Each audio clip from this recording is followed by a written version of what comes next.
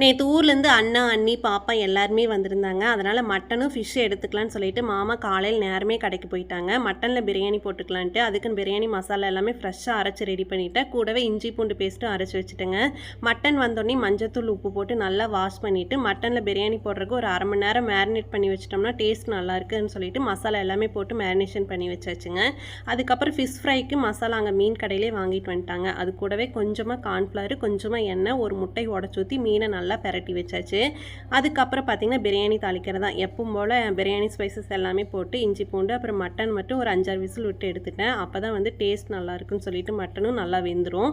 அதுக்கப்புறம் போட்டு தம் போட்டு எடுத்தாச்சுங்க. சைடில் பார்த்திங்கன்னா எக் கறி கிரேவி ரெடி பண்ணிட்டேன். முட்டை வேக வச்சு மசாலாக்குள்ளே முட்டை போட்டு பரட்டி எடுத்தாச்சு. அப்புறம் கடைசியாக மீனும் பொரிச்சு எடுத்து வச்சாச்சு. இன்றைக்கி பார்த்திங்கன்னா மட்டன் பிரியாணி, ஃபிஷ் ஃப்ரை, கூடவே மசாலா எக் கிரேவி எல்லாமே வச்சு சூப்பராக சாப்பிட்டாச்சுங்க. அவ்வளோதான். உங்களுக்கு பிடிச்சுன்னா லைக் பண்ணிடுங்க. பாய்.